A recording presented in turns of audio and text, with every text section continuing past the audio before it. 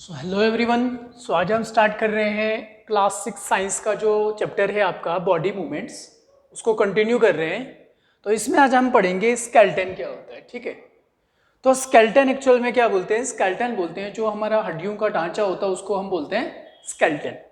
The framework of bones and cartilages which gives shape and support to the body of an animal is called skeleton। तो क्या होता है कि जो skeleton होता है वो क्या होता है? एक फ्रेमवर्क होता है बोन्स का, मतलब बोन्स का अरेंजमेंट, किस तरीके से हमारी बोन्स का अरेंजमेंट है। और बोन्स के बीच में जो जहाँ पे जॉइंट होता है, ठीक है, दो बोन्स के बीच में जहाँ जॉइंट होता है, तो जॉइंट के बीच में जो होते हैं उसको जो नरम हड्डी जिसको हम बोलते हैं, ठीक है, उसको बोलते हैं कार्टिलेज। ठीक है, विच गिव्स शेप, जो क्या देती हैं? जो शेप देती हैं एक इंसान को या एक एनिमल को या कोई भी जो ऑर्गेनिज्म है उसको एक पर्टिकुलर शेप देती हैं। एट सपोर्ट, और सपोर्ट भी होता है। ठीक है, अगर हमारे सपोज कीजिए कि अगर हमारे बॉडी के अंदर, हमारे जिस्म में अगर बोन्स नहीं होती तो क्या हम ऐसे खड़े रह पाते या क्या हम अपने हाथ हिला सकते? ठीक है, तो मूवमेंट फिर पॉसिबल नहीं होता। ठीक है, और हम खड़े भी नहीं रह पाते अगर हमारे बॉडी के अंदर बोन्स नहीं होती। To the body of an animal is called skeleton. तो स्केलेटन आपको पता चल गया। स्केलेटन क्या होता है? स्केलेटन एक फ्रेमवर्क होता है, एक अरेंजमेंट होता है किनका? बोन्स का और कार्टिलेजेस का, जो क्या करती हैं? जो एक ऑर्गेनिज्म को शेप देती हैं और सपोर्ट, ठीक है, सपोर्ट देती हैं किसको? बॉडी को खड़ा होने में, चलने में। ठीक है, तो जॉइंट्स हमने ऑलरेडी पढ़ लिए, मूवेबल जॉइंट्स, इमूवेबल जॉइंट्स हमने सारे पढ़ लिए। ठीक है, तो जॉइंट्स के बिना फिर हम चलना काफ़ी मुश्किल होगा। मुश्किल मतलब इम्पॉसिबल। अगर जॉइंट्स हमारी बॉडी के अंदर नहीं होते तो हम नहीं चल पाते। जैसे पेड़ वगैरह जो होते हैं उनके जॉइंट्स नहीं होते, मतलब जैसे हमारी बॉडी के अंदर अलग अलग जॉइंट्स हैं, हिंज जॉइंट, मूवेबल जॉइंट्स, जितने भी सारे हैं, तो उनकी वजह से हम क्या करते हैं? हम मूवमेंट कर सकते हैं। ठीक है, उसके बाद various organs of the skeleton. Skeleton के कुछ ऑर्गन्स हैं या, ठीक है, डिफरेंट टाइप्स ऑफ स्केलेटन, मतलब स्केलेटन के बहुत सारे ऑर्गन्स हम पढ़ेंगे। ठीक है, सबसे पहले आएंगे हम चेस्ट बोन। तो चेस्ट बोन का जो स्केलेटन होता है, ठीक है, चेस्ट बोन की अगर हम बात करेंगे, चेस्ट बोन हमारा ये सामने वाला, ठीक है, ये जो हमारे यहाँ पे है इसको चेस्ट बोन बोलते हैं। So these are 12 pairs of the ribs. Actual में क्या होता है कि ये जो हमारा हड्डियों का ढांचा है, ठीक है, स्केलेटन चेस्ट बोन में क्या होगा?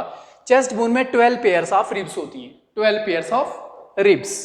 सो they are attached to the vertebral column. Vertebral column का मतलब होता है कि वो हमारा स्पाइनल कार्ड है उसके साथ अटैच होती हैं। The rib cage protect the lungs and the heart. और जो ये रिब केज हमारा होता है ये क्या करता है? ये हमारे लंग्स को, हमारे फेफड़ों को और हमारा जो हार्ट होता है उसको क्या करते हैं? प्रोटेक्ट करते हैं। ठीक है, बचाते हैं। जैसे कभी कभार हम गिर जाते हैं या कुछ होता है तो ये चीज, ये जो है वो उनको बचा लेती है। ठीक है, प्रोटेक्ट करती है उनको। उसके बाद इसी में आता है चेस्ट बोन के अंदर जो लास्ट वाली दो बोन्स होती हैं, ये लास्ट वाली दो जो रिब्स होती हैं इनको हम बोलते हैं फ्लोटिंग रिब्स। ठीक है, अब इनको फ्लोटिंग रिब्स क्यों बोलते हैं? क्या ये तैरती हैं? ऐसा नहीं है। ठीक है, फ्लोटिंग रिब्स इनको इसलिए कहा जाता है क्योंकि जो लास्ट दो रिब्स हमारी बॉडी के अंदर होती हैं, the last two ribs are called floating ribs because, इसलिए क्योंकि ये जो लास्ट दो रिब्स होती हैं ये अटैच नहीं होती हैं किसके साथ? ये जो स्पाइनल कार्ड हमारा है उसके साथ अटैच नहीं होती हैं। ठीक है ना, क्योंकि ये लास्ट वाली जो दो रिब्स होती हैं, ठीक है, एक इस साइड की एक इस साइड की, ये जो है ये इसके साथ अटैच नहीं होती है। किसके साथ? हमारी स्पाइनल कार्ड के साथ। दैट्स वाई इनको हम बोलते हैं फ्लोटिंग रिब्स। सो नेक्स्ट जो आपके पास आएगा वो है बैकबोन और वर्टिब्रल कॉलम, इसको बोलते हैं। या तो बैकबोन बोलते हैं जो स्पाइनल कार्ड है, और vertebral column. So it extends from the base of the skull. ये स्कल मतलब हमारा ये पूरा पोर्शन, ठीक है, ब्रेन वगैरह पूरा सर और यहाँ तक, ठीक है, ये स्कल में आता है। ठीक है, तो स्कल के बिल्कुल यहाँ पे, स्कल के बिल्कुल बेस से जो हमारी रीढ़ की हड्डी होती है, कहाँ तक? यहाँ पीछे तक। ठीक है, यहाँ तक। तो इसको बोलते हैं यहाँ पे it extends from the base of the skull. ये बेस ऑफ द स्कल से मतलब यहाँ से लगभग नेक से लेकर यहाँ से, ठीक है, टू द हिप।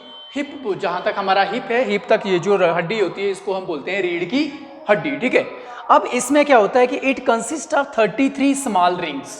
इसके अंदर जो है वो 33 स्मॉल रिंग्स हैं, मतलब ये जुड़ी हुई है। ठीक है, ये जो बोन है ये जुड़ी हुई है 33 रिंग्स के साथ। जैसे मान लो कैसे, ऐसे है ये। ठीक है, जैसे ये बोन है यहाँ तक, फिर ऐसे है, ठीक है, फिर नीचे और है ऐसे ही ऐसे ही ऐसे ही, ठीक है, मतलब ऐसे ही जैसी है, ठीक है, रीढ़ की हड्डी। ये बीच में इनके क्या है, रिंग्स, मतलब जॉइंट्स जैसे हैं, ठीक है। तो ये जॉइंट्स हैं यहाँ पे। तो ये कितने हैं हमारे पास, 33 रिंग्स हैं इसमें। और उसको क्या बोलते हैं, वर्टिब्रा।